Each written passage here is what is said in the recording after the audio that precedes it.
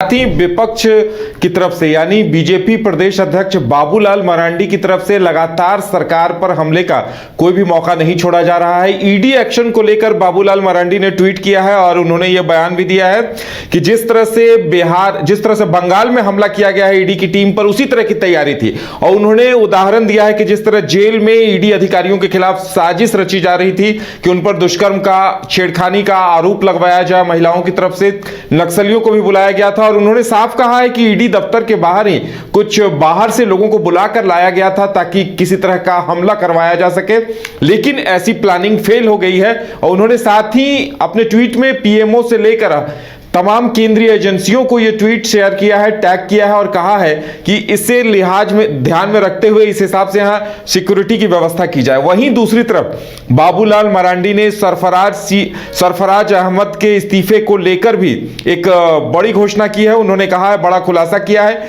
उन्होंने कहा है कि 200 करोड़ और राज्यसभा सीट पर डील हुई है और यही कहकर उनसे इस्तीफा दिलवाया गया है। ज्यादा जानकारी के लिए हमारे साथ करिश्मा है। करिश्मा, लगता है कि बाबूलाल मरांडी सरकार पर हमले का कोई भी मौका नहीं छोड़ रहे हैं और जिस तरह से उन्होंने ईडी पर हमले की बात का खुलासा किया है, कई सवाल सामने हैं। जी, राज्य में अगर दो सबसे बड़ा मुद्दा है उदय, तो एक है ईडी और दूसरे जिस तरीके से सरकार की सेहत को लेकर लगातार सवाल खड़े हो रहे हैं और इसके साथ ही गांधी विधानसभा सीट, इन तमाम मुद्दों को लेकर पक्ष और विपक्ष आमने सामने है। और इस बीच भारतीय जनता पार्टी के प्रदेश अध्यक्ष बाबूलाल मरांडी लगातार इसको लेकर बयान भी देते हुए नजर आ रहे हैं। एक और जहां भारतीय जनता पार्टी के प्रदेश अध्यक्ष बाबूलाल मरांडी ने एक बात कही है कि जिस तरीके से बिहार के जो मुख्यमंत्री थे लालू प्रसाद यादव, जब वो सत्ता छोड़ रहे थे तब अपनी पत्नी को सत्ता देकर वो वहां से हटे थे।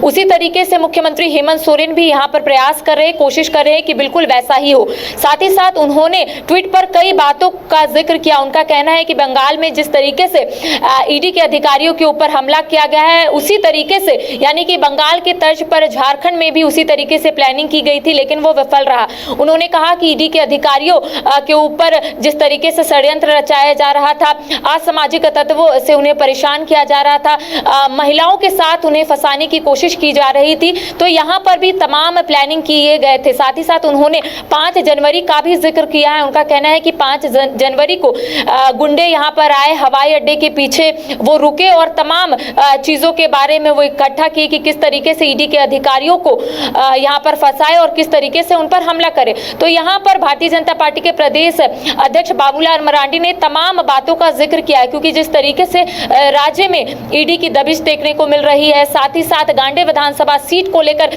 कई बातें सामने आ रही है। ईडी की दबिश को लेकर भी उनका स्पष्ट रूप से पहले भी कहना होता है कि अगर मुख्यमंत्री हेमंत सोरेन गलत नहीं थे तो वो ईडी कार्यालय जा सकते थे। भ्रष्टाचार से ये सरकार लिप्त है, इसीलिए मुख्यमंत्री हेमंत सोरेन ईडी कार्यालय नहीं जा रहे। लेकिन आज नहीं तो कल मुख्यमंत्री हेमंत सोरेन को जेल जाना होगा, क्योंकि उन्होंने यहाँ पर एक बड़ा एग्जाम्पल दिया है कि लालू प्रसाद यादव जब जेल जा रहे थे तो उन्होंने अपनी पत्नी यानी कि राबड़ी देवी को सत्ता देकर वो गए हुए थे। उसी तरीके से मुख्यमंत्री हेमंत सोरेन जब होटवार जेल जाएंगे, उससे पहले अपनी पत्नी कल्पना सोरेन को यहाँ पर राज्य की सत्ता देकर जाएंगे। तो उसका प्रयास यहाँ पर मुख्यमंत्री हेमंत सोरेन कर रहे हैं। ये तमाम चीजें जो है वो बीजेपी के प्रदेश अध्यक्ष बाबूलाल मरांडी ने एक और जो सरफराज अहमद को लेकर जो बात कही है, क्या उस पे विपक्ष की तरफ से यानी सत्ता पक्ष की तरफ से कोई प्रतिक्रिया आई है क्या, कि जिस तरह से उन्होंने गंभीर आरोप लगाया है कि 200 करोड़ में डील हुई है, राज्यसभा सीट को लेकर डील हुई है?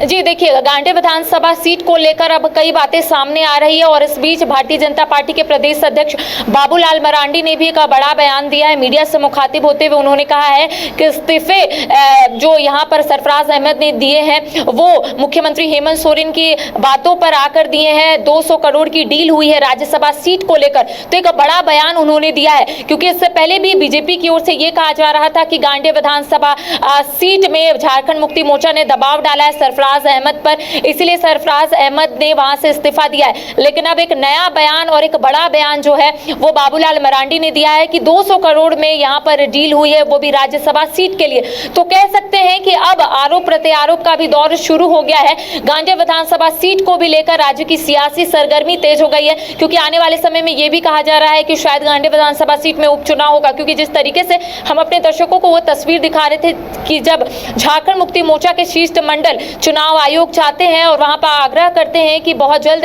यहां पर यानी कि गांडेय विधानसभा में उपचुनाव होना चाहिए। साथ ही साथ उन्होंने दिल्ली का भी हवाला दिया है कि वो लोग आने वाले समय में दिल्ली भी जाएंगे और वहां पर भी आग्रह करेंगे।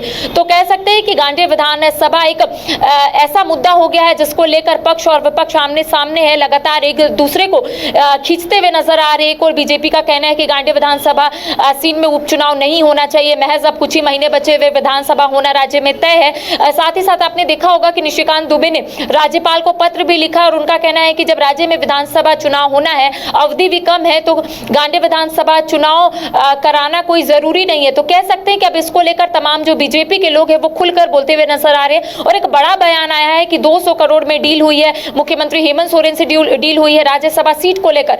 तो कह सकते हैं कि अब धीरे धीरे इसको भी लेकर राज्य की सियासी सरगर्मी एक तेज होने वाली है और किस तरीके से इसको टैकल करती है सत्ता पक्ष के विधायक मंत्री, वो देखने वाली बात होगी। क्योंकि मुख्यमंत्री हेमंत सोरेन ने बिल्कुल करिश्मा, सियासी वार पलटवार का दौर लगातार चल रहा है। ये देखना दिलचस्प होगा कि आगे इसका जवाब क्या कुछ आता है। हमारे साथ जुड़ने के लिए और तमाम जानकारी देने के लिए आपका बहुत बहुत धन्यवाद। तो झारखंड की सियासत में इन दिनों बहुत कुछ चल रहा है और इंतजार इस बात का है कि आने वाले दिनों में सियासत किस रुख, कौन सा रुख लेती है।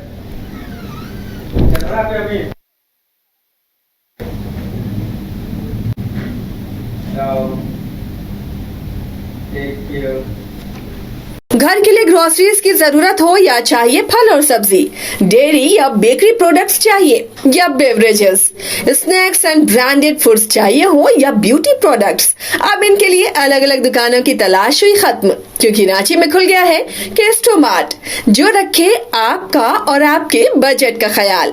हर सामान पर 5% की छूट, होम डिलीवरी की सुविधा भी। आज ही पधारें Kesto mart, one stop solution for every customers requirements. Call 9153989339। IIT JEE NEET aspirants के सपने को पंख देने आ गया है कंप्लीट सॉल्यूशन इंस्टीट्यूट। यहाँ है smart classroom, 1-to-1 doubt clearing session, ask the expert, video solution और भी बहुत कुछ। मतलब हम करेंगे आपको गाइड, बनेंगे आपके mentor. Foundation classes from class 6 onwards for your bright future. Visit complete solution institute. राजधानी रांची में वाइल्ड वादी लेकर आया है रांची फ्लावर पार्क, जहां आकर्षक फूल मोह लेंगे आपका दिल। रात में आकर्षक लाइट से नजारा होगा रंगीन। परिवार के साथ उठाइए ट्रैम्पोलिन पार्क का लुत्फ। की जगह पर मिलेगा amusement park, zip line, bird park, picnic और कुल्हड़ चाय का भी मजा। Monday to Friday entry fee सिर्फ 200 रूपए और सैटरडे और हॉलीडेज में महज 300 रूपए में भरपूर मनोरंजन। तो आइए वाइल्ड वादी।